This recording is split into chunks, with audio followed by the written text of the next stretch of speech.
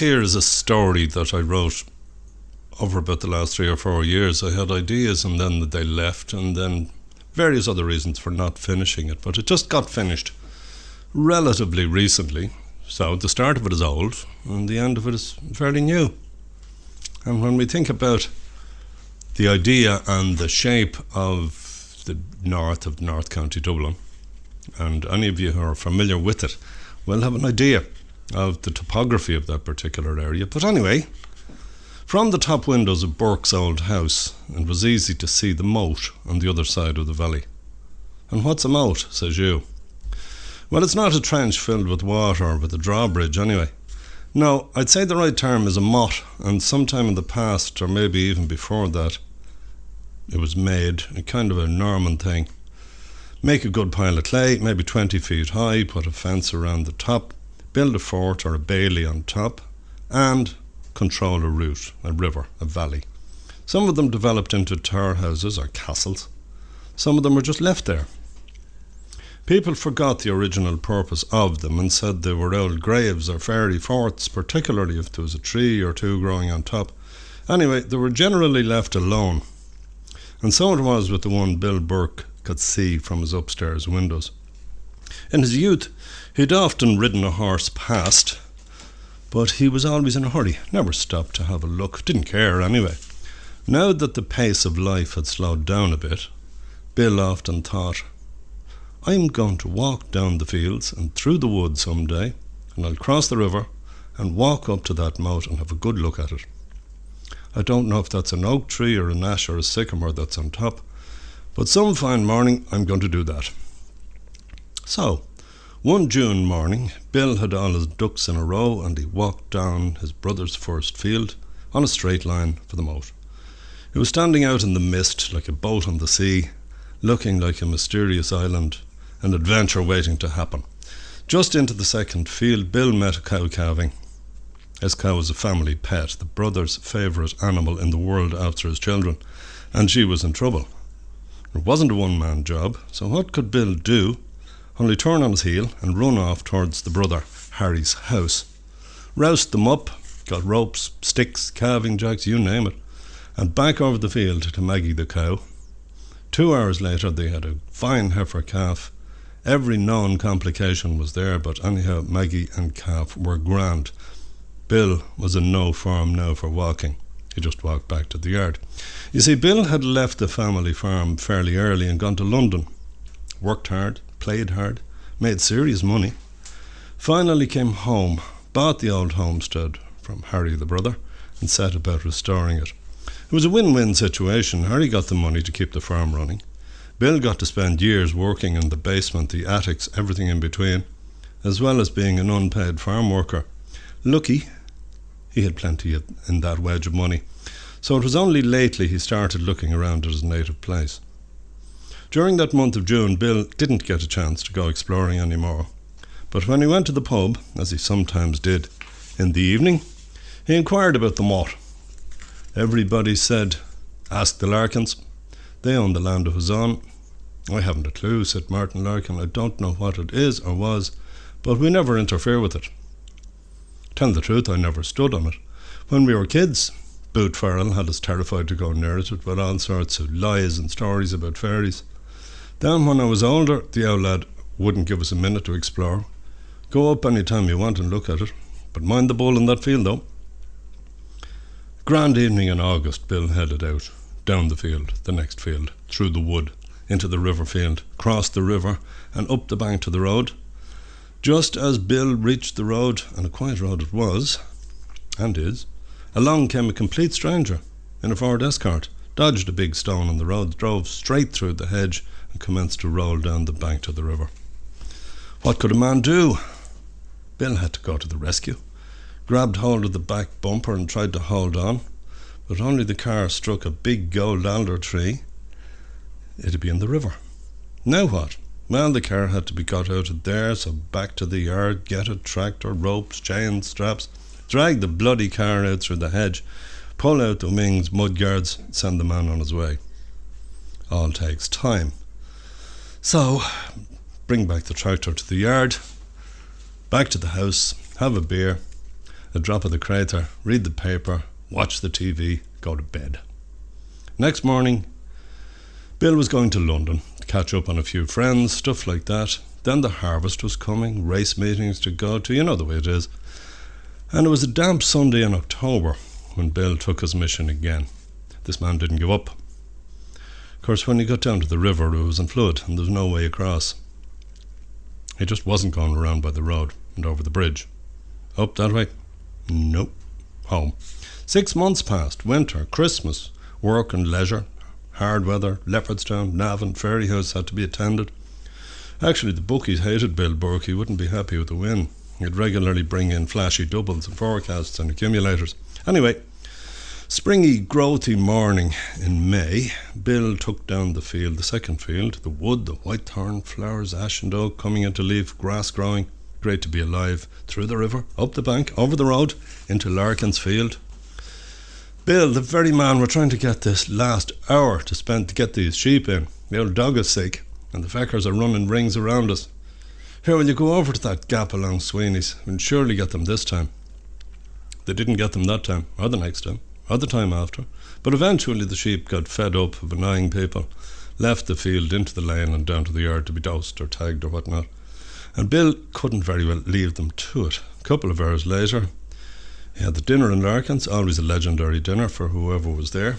Got a lift home from young Sean. For flag's sake, I'll never see that bloody moat. I'm 60 years of age. I'm just going to have to make a serious commitment to get up there. Let nothing stand in the way. Everything happened to prevent Bill making that trip. Sometimes he only got into the first field when something went wrong, or the second field, or in the wood. He met friends. He had to give directions. He got involved with sheep, cattle, horses. Even one time he met a stray pig had to be left home. He got stuck in downpours, got picked up and brought to the pub. Once even slipped back into a ditch and broke his ankle. 3 months on crutches. I mean, it's not like he tried the trip every day or every week, just a few times a year. But the years passed. Bill was 63, he was 66, 68. One late night, Bill was in the pub talking and listening to the bullshit and yarns when he heard a voice mentioning the moat, if it was the same moat. And it was a small, squeaky old voice. In fact, it was Hardy Jack, the retired postman. Hardy Jack had retired several times. Nobody was sure what age he was, but if he wasn't 100, he was damn near it. Never that big. At this stage, he wasn't the size of a tom tit, but he was full of life, and he remembered everything he heard. Jack, tell me about that moat above in Larkin's. Were you ever up there? Well now, young Burke. Everyone was young to Jack. I was everywhere in this parish, every field and every yard and every kitchen, but I was never on the moat. And I'll tell you why. My grandfather told me this, and he'd know. He was 106 when he was killed falling off the roof after putting on a slate. He said 1,000 years ago, or near it, there was a big old Norman arrived over here from Wales and took a fancy to this part of the country, even though it was belonging to decent people that lived here for generations. His hard men and knights and the like bullied the unfortunate people off their land and told them they were outlaws and criminals and whatnot, and got anyone that was fit to work to dig and build and put together this big hill of clay and rocks, and cut down the grand trees to make a paling around the top of it, and make a fort in it. The way the Bowsies could torture the poor people around for years and centuries. Now, there was a handy young fellow, the name of Casey or Kane or something like that took a notion to do something about these invaders in the moat. And he went up in the end of February one year with another 8 good boys with the plan of burning the bloody Bailey. But before they could get it properly going, they were caught, and all were killed bar young Casey. And they started to make an example of Casey, and says, your man, the boss, Norman, seeing as you're so fond of the fire, we'll put you in one. So they tied him into the middle of a bonfire and lit it up. And as he was born in an agony, he started to roar and curse and call down vengeance on his tormentors. And finally, with his dying breath, he said, may nobody of your name ever stand alive on this hill again. And as he died, the boss, Norman, Bowsy as he was, laughing and still and all, stopped in his tracks, his heart stopped, and down he went, dead as a maggot. The rest of that crowd, superstitious enough now, fecked off out of the district. No one ever lived there since. That was what the grandfather said, says Hardy Jack, and he'd know. A right story, Jack, said Bill. I'd say there's truth in it. Did you know the name of them Normans people who were there? Oh, he did, so he did. They were the Burgos. Nowadays they'd be called Burke, same as yourself.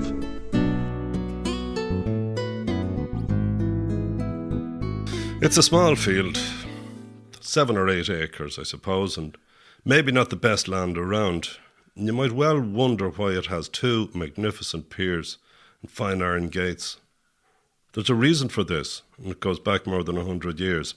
I better tell you, we're in Walshestown right now, on a lane that used to be a road until the M1 cut it in 2. Really, the last place you'd expect to see such piers fit for a castle gate. I'll tell you why they're there. 1910 or 12, Francis Hines decided he'd break up the red field and sow a crop of oats. And why not? It hadn't been ploughed for a generation. Jemmy Carey spent the best part of a week ploughing it, and with a good pair of horses as well. Job done, and towards the end of March, they got at it with the harrows, tilled down the field, sowed the oats. Francis Hines took pride in his farming, and as the year went on, he admired his crop. I'll tell you, Carey, that's as good a field of oats as you'll find in this country. Oh, you're right, Mr. Hines. It's a foot higher than Clark's, and it was sowed a week later. Champion crop. There was a small disaster in July when McNally's 4 cows turned up in the field one Friday morning. Billy McNally was in fear of the law for weeks after. Worst possible place to stand was on the wrong side of Francis Hines. But the crop went ahead and started to turn from green to gold.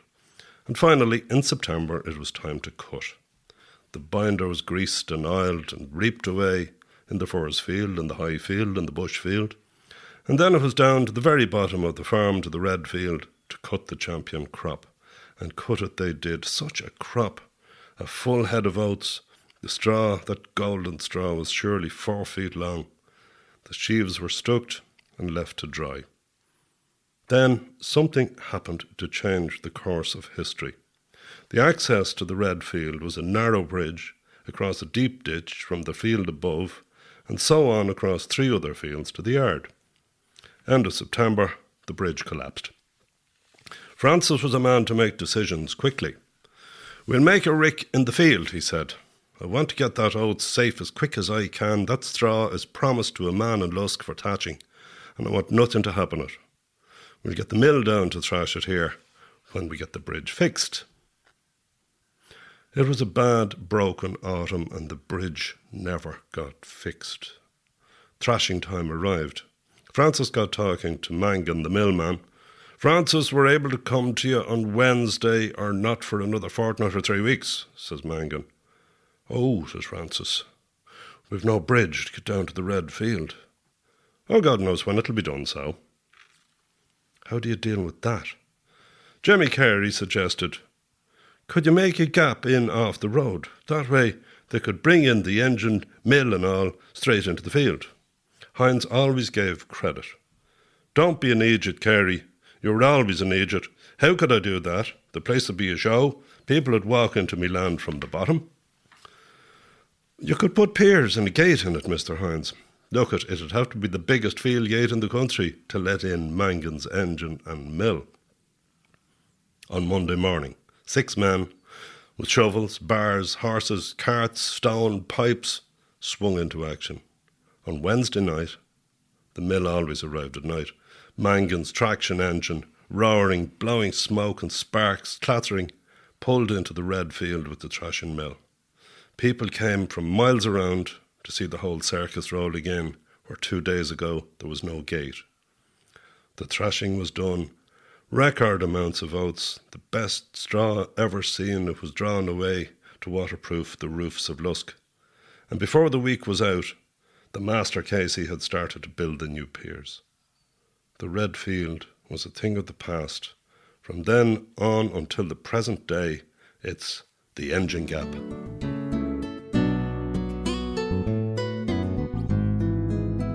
Springtime in 1899, it's a while ago. Ireland relaxed in a fairly peaceful time. The 19th century was running low. The world looking forward to the new, the exciting prospect of 1900. Old Queen Victoria still held her throne. Parnell was almost 9 years dead. The Irish party was in several segments. My grandfather was trying to get the spuds planted. Dublin streets were lit by gaslight. The Shelbourne Hotel had light by electricity. The lying-in room in Balrother Union Workhouse was lit by a flickering oil lamp. When late at night, that damp April, a little boy was born there, hardy, wiry, cranky little git he was, and christened William. William lived and grew and was nurtured in a workhouse fashion. He was fed and dressed. He learned to read and write a bit. The workhouse was like the century, winding down from the disasters of the previous 100 years, hardly ready for the famine in the 40s and 50s, when people died in the fields and lanes from hunger and fever. But it was a basic survival mechanism, a kind of a safety net for the destitute for 60 or 70 years. Anyway, William thrived in a skinny, wiry, impotent way. He became Billy as he grew, and as soon as he could put a leg under him, he went to do a child's work in the yards and fields around the workhouse. He got a basic training in several trades: carpentry, leatherwork, bricklaying. But Billy wanted none of that. The farm was his department, the potato crop in particular. Spuds were wonderful things. Just drop one little spud into a drill, cover it up, look after the plant, then come back and dig out 12 new ones. Magic. Other kinds of farming were right enough. Corn was fine in its own place. Cabbage was a great thing with bacon, if you had bacon. Sheep, pigs, cattle had their functions, but they weren't spuds. So Billy entered Civvy Street very early and went straight to work for farmers. Casual, for small money. The first harvest was an eye-opener. From a job gathering sheaves of oats, making them into stucks, out of stucks onto carts, off the carts to be built into pikes and ricks. Then late in the year, when the spuds were dug and stored, along came the mill. The thrashing mill was a big outfit. Few enough people could afford one, so they went around to loads of small farms during October, November, even December, to thrash their corn. Several skilled men were essential: an engine man, an oil man, blade man, wire man. Then down through the ranks from top feeder, bagman, sack carriers, chaff man, fork man. The bottom feeders followed the mill from farm to farm on foot, fork on the shoulder, breeches tied below the knee to keep the rats from rising in the world. All keen for work, for money, for grub. Billy made the discovery of his young, skinny life. Every farmyard during the mill week provided food: a side of bacon, a drill of cabbage, loads of spuds, and surely half a barrel of porter, maybe a drop of whiskey for top men. Porter's great stuff, and whiskey could make a small man big. Billy took to it like a duck to a pond. If you worked hard, saved your money, don't for God's sake buy foolish things like clothes or boots or grub, you could live in a wonderful world of booze for days at a time. Then the harvest ended. So began the working life of a man who had nothing: no trade, no home, nothing except the willingness to try any job, no matter how dirty, how lowly it was. During the First War, farming was lively. Demand was good for meat and grain and hay, so a young fella could get a living. Start the year by planting potatoes, dropping spuds, Billy's top job. Take a box by the handle, plant a spud every 18 inches, break your back. Wait for the farmer to close the drills, using a quiet horse and a double moldboard plough. Big status symbol, that. Spuds had to be grubbed and webbed and hoed and played up, watched over for the summer. When there was no spud work, Billy could move to other farm work, thinning turnips or mangels, for instance. He made a price with the farmer, tuppence halfpenny. Billy would tie a sack round each leg, didn't want to tear the knees out of his second-hand breeches, and hit the clay. Do you know a drill is twice as long when you're kneeling down? If the farmer gave him his dinner, great. If not, what the hell? Just collect the money at 6 o'clock, head somewhere, anywhere, get that crisp, sour taste from a bottle of stout, as many as the tuppences would buy. Making hay was better. There was generally stout available in fields for thirsty men. Other spots might provide buttermilk, the miserable feckers, but experience taught a body. The spuds came back in autumn. Dig them, pick them, draw them in on a cart, heap them up in a shed. Farmers liked Billy. He knew how high to make a heap, how much straw to put over them to keep the frost out, and he didn't mind sharing his knowledge of an evening in the pub when he was lit up. "Billy knows," he'd say. "I'm no more about spuds than any man. What do you use now?" "Nothing." "Aha, my day'll come." That was usually just before Billy finished up with a black eye, tooth out, or a big ear. Maybe a kick in the arse from the publican when all his pennies were gone, and off to find a snug hay shed or a sheltered spot somewhere. Winter could be tough. Hard to find accommodation when you've no money to spend on it. But somewhere in the 1940s, Billy got lucky. Instead of being a rambler, he got taken in as a farmer's boy by an old lady and her two nieces. Grand snug farm, dry bed on a loft, plenty of work, a position in the community.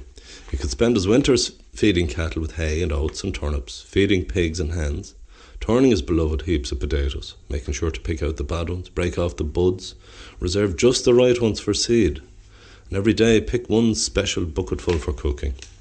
Dozen for the table, the rest to boil in the big old black pot for the poultry.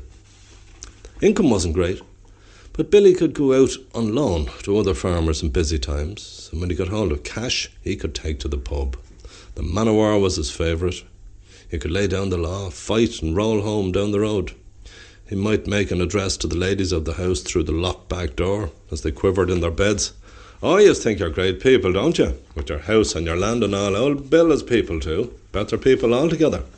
All buried within in Lusk under that old round tower. Me that should be living in the house instead of slaving for yous." Very humble in the morning, slinking down from the loft, threat of the sack, the road hanging over him. Still, no event could be held in the area without Billy showing up. Hunts, football matches, coursing, auctions. Anywhere if there was the most remote chance of stout ale or whisky. Wakes, now, they were in a class of their own. Billy would arrive to praise the deceased, cry if necessary, "You'll never see the likes again," take payment in liquid form and go. Spin-off was the clean-up. If the deceased had clothes or boots, they could be parcelled up, given to Billy. He had a marvellous wardrobe for a man who never spent a penny on it. I've seen him in boots that had fit Finn McCool, jackets large and small, trousers from black to white. His favourite footwear, rolled-down rubber boots. Easy to put on and take off, no socks necessary. Though one of his employers, Miss Alice, was a powerful girl with the needles, Billy never wore the socks. Could get 2 bob or maybe half a crown from selling them. An idyllic life. Time rolled on. The old lady died. Miss Alice and Miss Margaret got old in their turn. So did Billy. It's harder to shake a hangover as time goes by, and pains and aches from wettings and falls and fights grow strong as the years pass. Still, the system worked.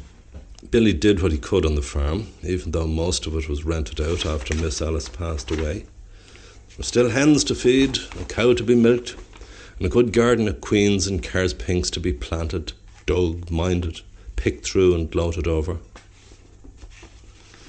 Billy's heart gave him a jolt one evening after his tea. Must have been something I ate. The doctor sent him to St. Kevin's, now St. James's Hospital, but a fortnight later he arrived home in good order with a brand new second-hand top coat, which he wore day and night. His duties were reduced to keeping the yard tidy and providing spuds for the dinner.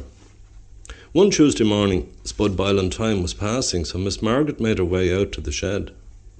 Billy was there, on his knees at the heap, the Carr's pinks, half a bucket picked, his hands full.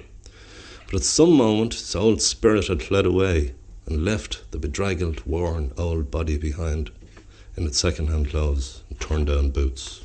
The first new stitch that went on Billy Donnelly was the brown St. Francis habit he was dressed in before he went off to join his people in the shadow of that big old tower in the old churchyard in Lusk. I knew him well. He was part of my childhood, and some of what I know I learned from Billy. When I stop remembering him, he'll be truly forgotten, for not a stick nor a stone marks where his body lies. But I think of him often when I look at a straight drill of green potato stalks, or a good sample of Carr's pinks. Spudman.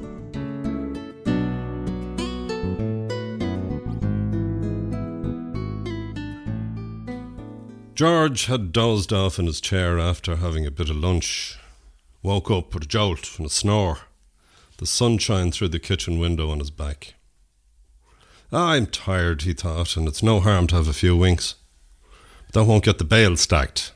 The small bales are a curse. Very handy little packages of hay, but they were never safe from the weather until they were packed into the hay shed. Fact is, thought George, they were nearly a backward step from the method his father used, the haycocks.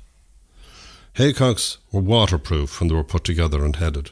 The rain just flowed down the sides of the haycock and left the sweet bit of hay safe and sound inside. Now the bloody little bale was dangerous. You had to mow your meadow and let it dry and cure, turn it, twist it, get it into rows, get your baler working. Damn thing, it'd let you down at the drop of a hat. Why would it never break down in the winter? Anyway, bale up your hay, stack the bales in 12s or 21s, let the wind have a go at them, load them on a trailer, draw them in, pitch them into a shed. Only then could a man relax.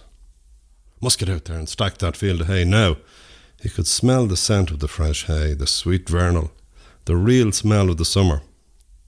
It brought him back to 1,000 days and happenings from a lifetime on the land.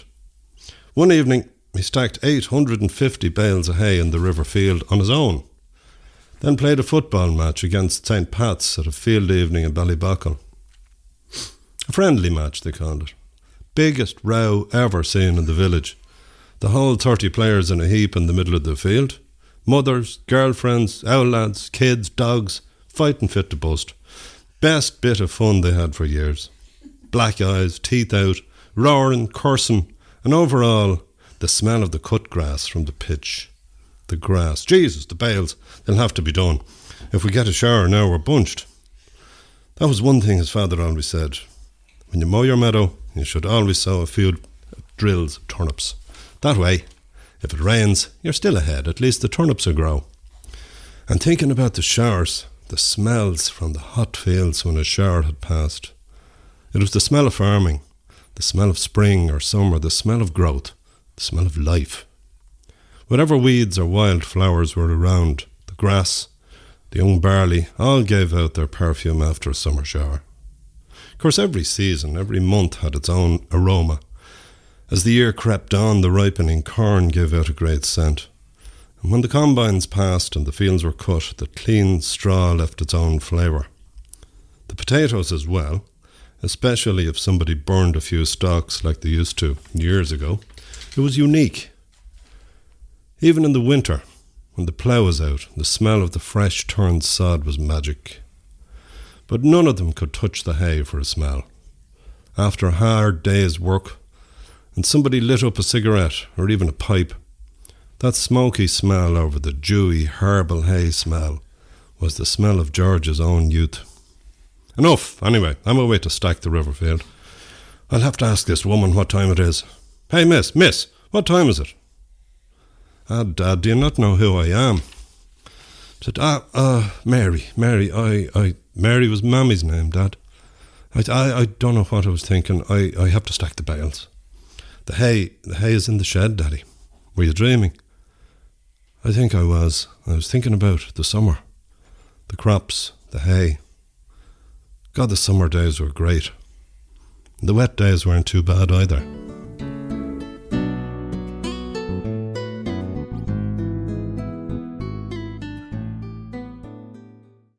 Ladies and gentlemen, number one, if there's any truth or accuracy in anything I say, it is absolutely not my fault. This here wireless is a slightly later model than the one I wanted to bring, but there's a big family of mice living in that box with a knob on it, so I left them in peace. That grey knobby box was the one that changed life in our very rural part of the county, up Marconi, fair dues to you. It brought the world into our kitchen in the Nevet. Not that I remember that initial pre-war excitement when mighty people got to sound off about earth-moving developments. Every farmer was on familiar terms with shifting power blocks and balances throughout the world. Instead of a body saying, "I hear Kelly's red cow was out in Burns Oats again last night," he might say, "Rommel has given them hell beyond in Libya. Your man of the wireless was saying he'd be in Cairo in a week. And Kit Byrne is bulling over Kelly's cow eating his oats." Priorities change. Radio was the first baby step on the way to television, video, information technology, the World Wide Web. But that wireless commanded respect. It had its own shelf. Only one man was qualified to touch it, tune it, bring in remote stations. Don't touch that yoke. Don't go near it with dusters or cloths. Just leave it alone. Seriously. When I came along, there was a cordon around that wireless. It just was a totally important machine, and self-important as well. You'd never know when Winston Churchill or De Valera might start giving out across the airwaves. Even entertainment on our home channel was serious. Heroes of old, Celtic mythology, William Butler Yeats, Irish dancing on the radio. Come on. And that wireless carried joy and sorrow straight into people's lives. They heard stuff on the airwaves that affected them directly. Generally bad news: war, famine, floods, tempests, fires and crashes. My God, what about the cousins in Melbourne, or Uncle Mick in San Francisco, or poor Mary in London? But isn't it better to know these terrible things are happening rather than read about them in the paper? And then the sport, the Olympic Games, the All-Ireland final, the Grand National. Such a machine. Once I had grown big enough to reach the knobs, I turned it on. It hummed and squeaked. It said Mr. Lamass has called for restraint on pay demands. I tried another knob. Some serious gurgling took place, and then by chance the dial stopped at a new foreign station, the root of all evil, and as clear as a bell, out came the sound of Chuck Berry. It was Radio Luxembourg, and it was magic. I wondered at the time, how did our wireless know how to play that stuff, when all it was used to was the Kilfenora Cayley Band and John Charles McQuaid, the All-Ireland hurling final. But play pop music it did. I didn't think of moving the dial back to Radio Éireann, and next time there was a serious need for world news, there was hell to pay. But now I knew. That radio wasn't just an old stuffed shirt.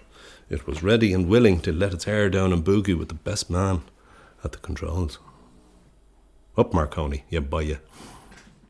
A summer morning is better than any morning. When the sun is shining, and there's not a cloud in the sky, it's better still. The earlier, the better. The youngest member of the Farrell family was up and doing. He had plans, and they had to be properly carried out. I have to go to Skerries today, Ma. Mickey Byrne is going to the circus, and he wants me to go for company. This wasn't going to be easy.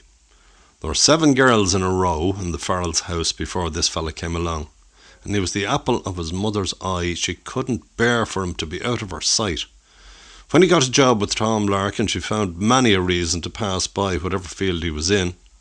If he was playing a game of cricket or football, she'd be there on the line, and woe betide anyone who tackled him or slighted him. He had a dog's life. Result? He'd never been to Skerries in his life. Dunall, yes. Mullen, yes. Ballybockle and Garstown, yes. Drogheda for boots and clothes. But that was it. No, you're not. Skerries, is it? That's a horrid place. Everything you have would be stolen. And I told you before, don't be knocking about with that Mickey Byrne. He's only a pup. No, he's not, Ma. He's all right. Sure, I'm nearly 16 years of age. I'll be grand in Skerries.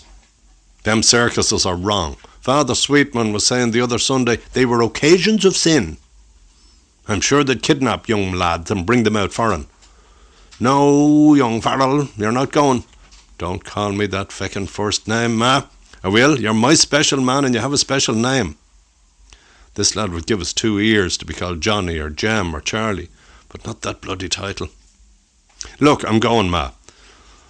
We'll be there in no time on the bikes. We'll be back early. You don't know the way, and it's uphill all the way, and all the way back too. The first thing they'll do is steal your good bike. I've no money to be buying you new ones, and the old grub you get over there poison you. I'll lock up the bike, Ma. I've my own money now to buy what I want. Sure, you could give me a bit of a sandwich to bring with me. I won't have to buy grub. Mrs. Farrell knew she was beaten, but she wasn't happy. She wouldn't be content until he was back under the thatch.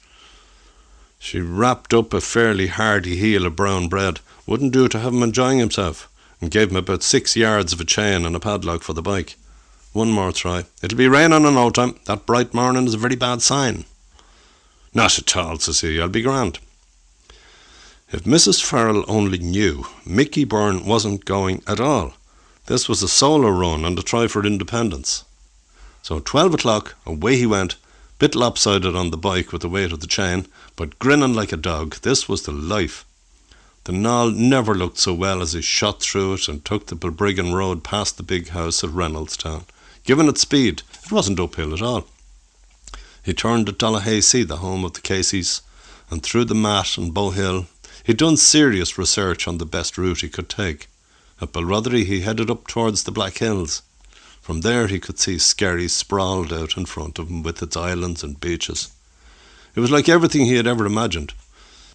A bit of caution must have trickled down from the mother, because when he was about 1.5 miles from the town he took to the fields and chained the back wheel of the bike to a hardy ash tree and took to his feet. Just before he hit the railway tunnel he tried the lunch. It was a brown heel about the shape of a hatchet and not much softer.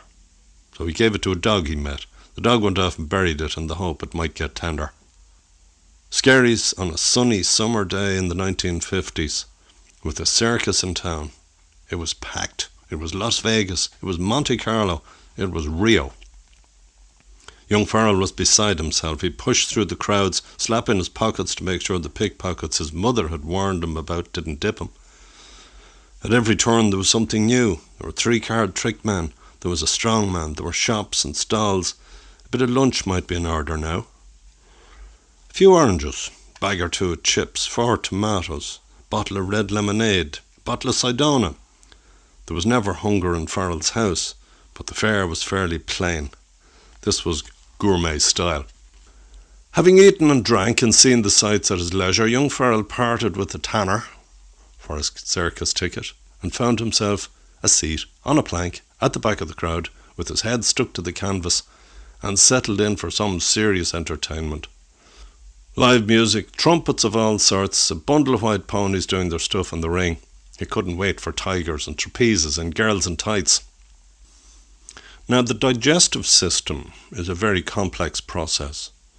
Our man had a good one. His mother was convinced he was delicate, but he was delicate the way a goat is. No problem with brown bread and porridge and cabbage and bacon, or an odd chop, apple tart, buttermilk, bring it on. But introduce 6 oranges, a sack of chips, tomatoes, a bottle of lemonade, a bottle of Sidona, that is a problem. He knew he had to go. Down through the crowd like an east wind, out through the flap, people everywhere, no toilets, not as much as a bush to reverse into. What the feck? Round the tent, still people, the belly swelled out like a bucket. Tripping over ropes and enclosures, he found himself in with Princess Penelope's 19 performing poodles. Not a bit nice were they. They coursed him and hunted him till they pinned him against a big old lion's wagon. They concentrated on one of his boots, which they tore off and ate. The lion had a look at him, but nature took its course. It had to happen. Farrell got a hand to his braces, but too late. And when the lion heard the delicate sound of the young man exploding into his corridor eyes, he went and hid under his bit of straw. Now, what was going to happen? Nothing in his life so far had prepared him for this. Marooned 12 miles from home, 1.5 miles from his bike, destroyed, disgraced, with only one boot. Only hope, take to the gardens and back lanes. If anyone saw him, he'd just have to kill himself. He emerged out through the tunnel. Only comfort was it started to rain, and rain it did. Eventually, after losing his way several times, he landed back to his bike storage, good old chain. The back wheel was still firmly locked to the tree. Only thing, the rest of the bloody bike was gone. Ah, Ma, you're always feckin' right. He found a stream and set out to clean himself up as well as possible. Not an easy task, and then walk across country to home and hearth. A bad, bad day to be a young Farrell. Hours and hours chased by cattle, torn by briars, straying from his route, stuck in bogs, still suffering aftershocks from the fruit and chips. He was close to exhaustion when he came into familiar country. Mickey Byrne thought he was having hallucinations. Almost dark in the lashing rain. A drowned, miserable rat, 1 boot, 2/3 of a trousers, lugging a bicycle wheel and 20 foot of a chain, scraped, scratched, filthy, stinking. But he was home, and he wasn't up for travelling too far in the future. Only one compensation. From that day his hated name disappeared, and ever after, till his dying day, he was known as Boot Farrell.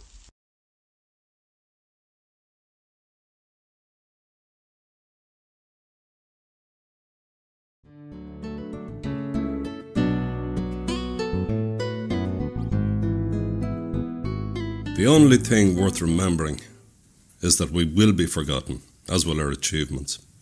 Still, we make an effort, and the method tried and tested is to make a mark in the very bones of the earth, the very stuff it is made from. Stone. The stone-made heart of Lusk village is still here, more than 1,000 years after its construction. Battles, tranquillities, ceremony, misery, prosperity, all have waxed and waned in the shadow of our round tower.